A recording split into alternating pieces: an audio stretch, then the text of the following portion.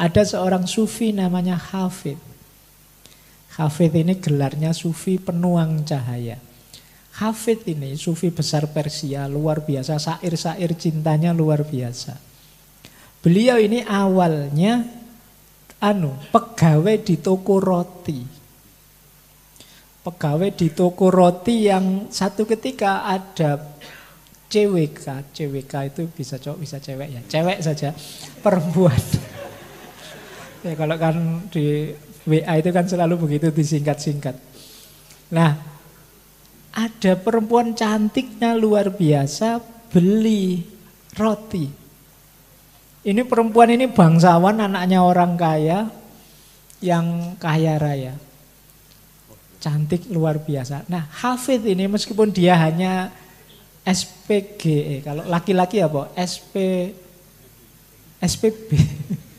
Perempuan kan SPG, promotion. Iya, jadi SPM lah ya, promotion man. Pelayannya di toko roti, dia jatuh cinta sudah. Kalau jatuh cinta itu kan tidak lihat kasta sudah. Dia hanya pegawai tapi jatuh cinta luar biasa dengan perempuan ini. Wah, dia pokoknya cinta mati, harus dapat, tidak boleh tidak. Teman-teman yang ngalami kan gitu, yang patah hati bolak-balik kan ngerti rasanya. Dia jatuh cinta luar biasa. Tentu saja dia yakin pasti ditolak. Akhirnya apa? Dia nyari jalan, ketemu seorang ulama. Nah, kalau teman-teman mungkin ada yang jatuh cinta bingung terus golek dukun lah, bangsane ngono. Tapi dia ini ketemu ulama, nyari sufi. Oleh sufi ini diberi amalan. Amalkan ya, amalan ini 40 hari. Jadi di malam hari, tengah malam kamu amalkan sampai subuh selama 40 hari. Nanti di malam 40 akan ada malaikat datang padamu. Mintalah apa yang kamu inginkan. Oh, itu semangat ini Hafid ini, lumayan ini ada amalan loh. Kalau dapat kan lumayan, cantik luar biasa, bangsawan berarti anaknya pejabat dan kaya raya. Ya lumayan kan, itu sudah perbaikan keturunan, perbaikan macam-macam itu kan sudah. Oh, dia semangat akhirnya, wiridnya dipol-polkan. Setiap pagi dia kerja, malamnya dia ngelembur sampai 40 malam. Dan benar, di malam ke-40 malaikat datang. Kaget, melongo, takjubnya luar biasa. Hafid ini melihat indahnya malaikat. Jadi utusannya Allah yang namanya malaikat ini membuat dia tergetar luar biasa. Nah, malaikat ini datang pada Hafid terus tanya, wahai Hafid, amalmu dikabulkan oleh Allah, sekarang mintalah. Yang kamu inginkan apa saja langsung akan dikabulkan.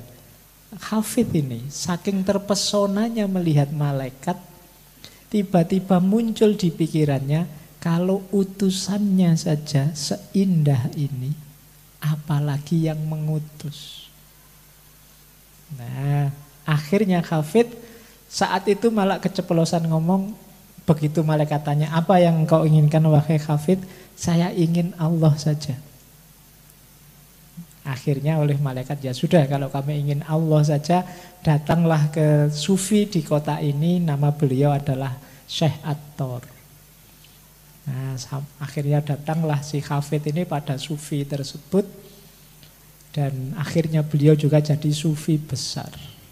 Sufi karena dia pernah mengalami jatuh cinta, maka syair-syair sufinya sangat romantis tentang cinta. Makanya dia dikenal sebagai sufi penuang cahaya. Syair-syairnya penuh cahaya cinta kasih. Oh, itu ceritanya Hafid. Seperti tadi, jadi memang sufi yang dia mintain nasihat pertama tadi sudah tahu jalan ceritanya akan seperti itu. Diarahkan ke situ, diiming-imingi, amalkan ini, nanti kamu dapat loh yang kamu inginkan. Dan benar, dia menempuh ke sana, akhirnya justru dapat puncaknya. Surga dan neraka nanti akan juga begitu. Kalau teman-teman jeli di Al-Quran itu, kenikmatan puncaknya di surga itu justru melihat Allah.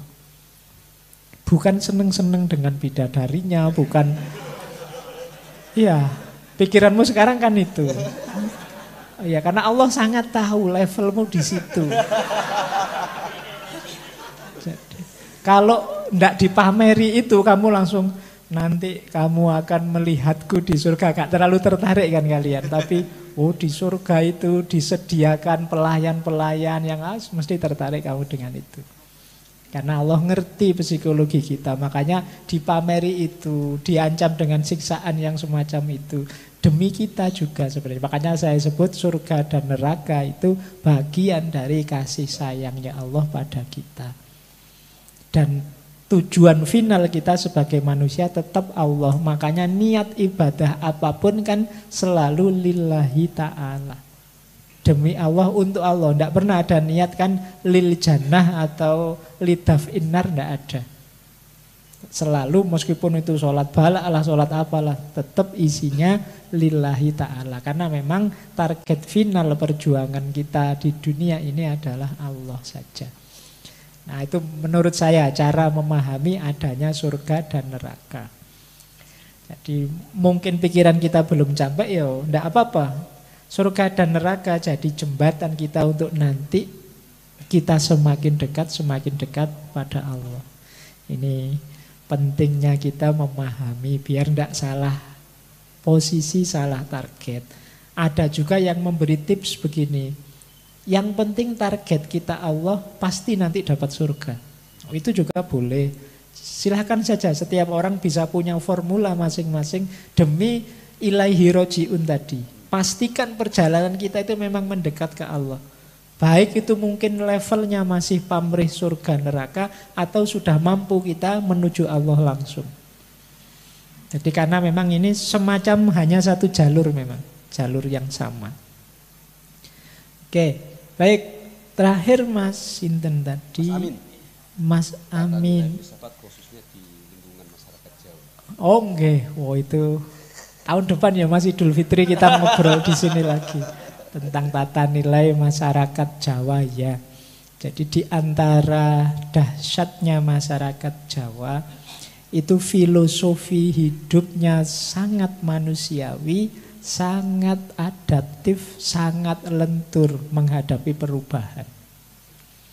Itu khas, itu saya sudah membaca banyak serat, banyak naskah babat tokoh-tokoh Jawa. Maka jangan heran, orang Jawa itu luas sekali hatinya, lentur sekali cara menyikapi keadaan, menyikapi situasi. Maka nenek moyang kita itu agama apa saja masuk diterima dengan tangan terbuka. Jadi luas, lentur, bisa menghadapi perubahan-perubahan. Itu ciri filosofinya nenek moyang kita. Yang kedua, nenek moyang kita itu tadi punya semboyan wis Jawa durung Jawa, wis uwong durung uwong. Itu menarik karena memang apa? Parameter hidupnya adalah parameter kemanusiaan. Orang Jawa itu sangat ndak enak kalau merasa menyinggung atau menyakiti orang lain. Ndak tenang hidupnya. Jadi orang Jawa itu penuh dengan laku, kalau dalam filsafat namanya wisdom. Laku kebijaksanaan, tidak sekedar kebenaran. Bahkan dalam hal tertentu bisa negosiasi dengan kebenaran asal tetap bijaksana dan manusiawi. Negosiasi itu kebenaran-kebenaran tertentu kadang-kadang sudahlah jangan diucapkan dulu, jangan diungkapkan dulu nanti menyakiti orang lain. Kita cari momen yang tepat, itu gaya Jawa. Meskipun nanti ada budaya lain yang lebih lugas, salah ya salah, benar ya benar. Nah, itu ada yang begitu. Tapi kalau orang Jawa lebih lembut, lebih lentur. Itu kalau cara filsafatnya namanya kebijaksanaan. Nah, ciri lain ini sebenarnya luas. Ini anggap saja yang saya bilang ini kalau film itu trailernya. Nanti mainnya masih tahun depan, nomor 2 tahun, 3 tahun lagi. Jadi ini trailernya saja ya ini. Nah, ciri lain orang Jawa itu ada logika wadah dan isi. Logika wadah dan isi itu fisik jasad, kemudian yang luar-luar itu sifatnya hanya wadah. Yang lebih penting isinya. Nah, ya wadah dan isi sebenarnya sama-sama penting, tapi hakikat itu ada di isi. Maka jangan heran kalau beberapa wali yang beradaptasi dengan ajaran Jawa, ya misalnya Syekh Siti Jenar itu mengkritisi misalnya sholat kok hanya wadahnya saja. Sholat hanya wadahnya saja, itu hanya jasadnya saja yang sholat. Tapi batinnya tidak sholat. Itu kata Syekh Siti Jenar, itu sholat yang kosong saja. Sholat yang palsu. Harusnya sholat itu batinnya sholat, jiwatnya mutmainnah sehingga tanha anil fahsya wal mungkar. Sholat kok korupsi berarti tidak sholat. Sholat kok masih mudah maki-maki berarti belum sholat. Sholat kok masih gampang menyakiti orang berarti belum sholat.